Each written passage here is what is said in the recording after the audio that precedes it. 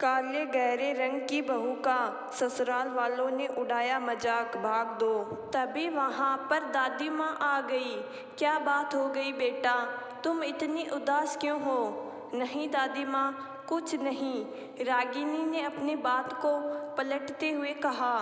दादी माँ, मैं यह सोच रही थी शाम को खाने में क्या बनाना है। अच्छा, अब अपनी दादी माँ से झूठ बोलोगी? तुम्हारे चेहरे पर साफ साफ नजर आ रहा है कि कुछ तो बात है। घर वालों ने कुछ तो कहा है तुमसे, बताओ बेटा। दादी माँ रागिनी से कहने लगी, बेटा तुम बहुत अच्छी हो, यह लोग तेरे साथ कुछ भी करे परंतु तुम चुपचाप सहन कर लेती हो। लेकिन बेटा, कभी कभी अपने हक के लिए खड़ा होना पड़ता है, तुम भी चुप मत रहना। दादी माँ से बात करके रागिनी की हिम्मत बढ़ी और सोचने लगी, आज यह पता लगाना होगा कि मनोज किस से मिलने जा रहा है। रागिनी तुरंत उठी और मनोज का पीछा किया और होटल में जाकर मनोज को रंगे हाथों पकड़ा और सभी के सामने कहने लगी, कैसे पति हो आप? शादीशुदा होते हुए भी तुम गैर औरत से कैसे रिश्ता रख सकते हो? मनोज ने कहा, जिसके तुम जैसी बीबी हो उसके तो बाहर नाजायज रिश्ते तो होंगे। नेहा जो कि मनोज से मिलने के लिए होटल में आई थी, वह रागिनी से बोली, तुम्हारी शक्ल तो देखो और मनोज को देखो, तुम्हारी जोड़ी बिल्कुल भी सूट नहीं करती तुम पर, और वहाँ से चले गए। लेकिन अब रागिनी चुप रहने वालों में से नहीं थी। कुछ दिनों तक रागिनी ने उस लड़की से मिलने की कोशिश की, फिर एक दिन वह लड़की मिल ही गई। बाजार में सब्जियां खरीदते वक्त रागिनी कहने लगी, कृपया करके हमारा बना बनाया घर मत तोड़ो। नेहा ने कहा, देखो रागिनी, तुम्हारी शादी जरूर मनोज से हुई है, मनोज आज तक तुम्हारे करीब नहीं आया है। तुम्हारे इस रंग की वजह से मनोज ने मुझे सब कुछ बता दिया, लेकिन अब वह प्यार मुझसे करता है और शादी भी करेगा और तुम्हें तलाक देगा। यह बात सुनकर रागिनी सन्न रह गई और कहने लगी, यह तुम क्या कह रही हो? नेहा ने कहा, जो तुमने सुना। रागिनी घर पर दौड़ी भागी चली आई और अपने कमरे में आकर रोने लगी। रागिनी को रोते देख दादी माँ वहाँ पर आ गई। रागिनी दादी माँ के गले लगते हुए बोली, दादी माँ, मनोज मुझे तलाक देने वाला है। दादी माँ ने कहा, मनोज ऐसे कैसे कर सकता है? रागिनी, तुम मनोज की पत्नी हो, तुम्हें उसे अपना हक छीनना होगा और कहना होगा आज के बाद वह उस लड़की से नहीं मिलेगा। तुम मनोज को घर बुलाओ। रागिनी ने मनोज के पास फ़ोन किया और कहा, हमें अपना हक चाहिए, आप उस लड़की से नहीं मिल सकते, हम आपकी पत्नी हैं, आपको उस लड़की को छोड़ना होगा। अगर ऐसा नहीं किया तो तुम पर कानूनी कार्रवाई कर दूंगी, पुलिस से शिकायत कर दूंगी। मनोज सोचने लगा कि कहीं रागिनी सच में पुलिस से शिकायत ना कर दे, इसलिए कहा, तो ठीक है, मैं घर से ऑफिस आ रहा हूँ। दादी माँ, रागिनी, हमें अपना हक छीनना पड़ता है। जाओ, तुम आज पार्लर जाओ और अच्छे से तैयार होकर आओ। ठीक है दादी माँ। रागिनी जब पार्लर गई तो पार्लर वाली से बोली, आज मुझे खूबसूरत बना दो, ऐसी बना दो कि मेरा पति देखता ही रह जाए।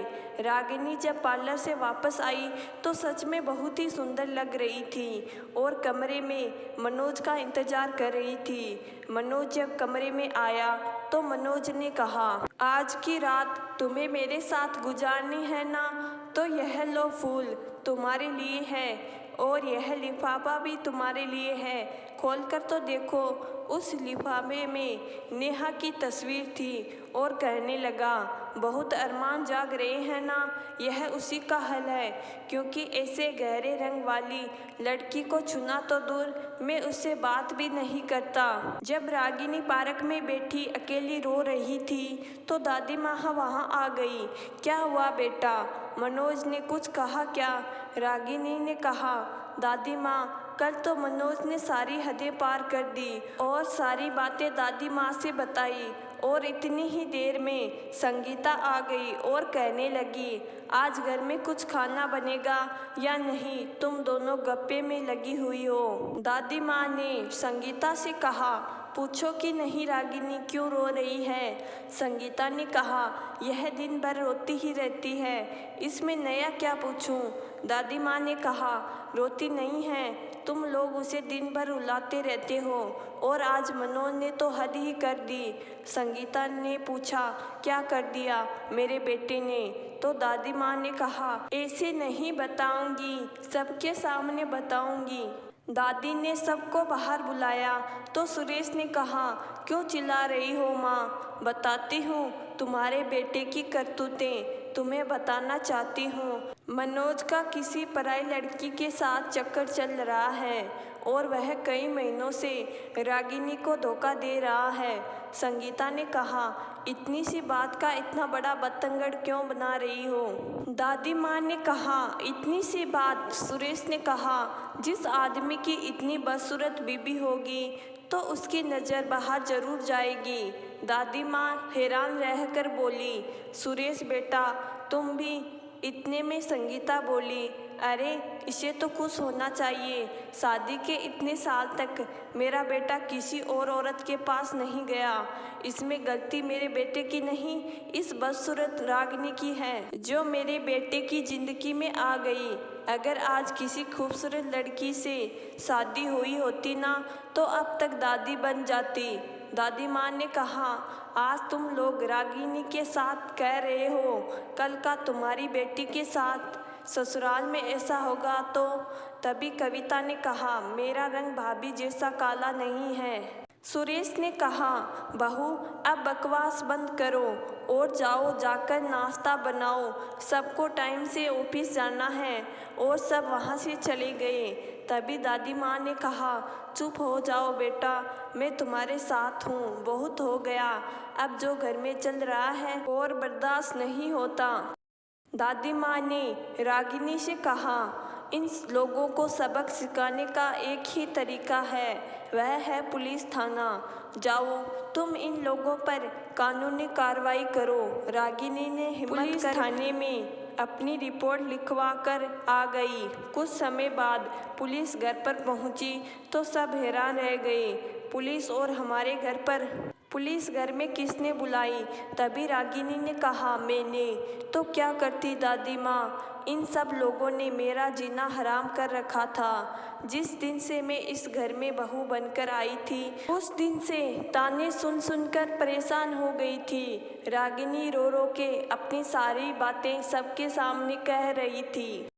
रागिनी ने कहा, हाँ है मेरा गहरा रंग, तो क्या करूं, मैंने आपको बदलने की बहुत कोशिश की, जैसा इन सब लोगों ने कहा ठीक वैसा ही किया, पर इन लोगों को खुश भी नहीं कर पाई। और मेरा पति पत्नी के होते हुए भी एक पराई औरत से नाजायज रिश्ता था।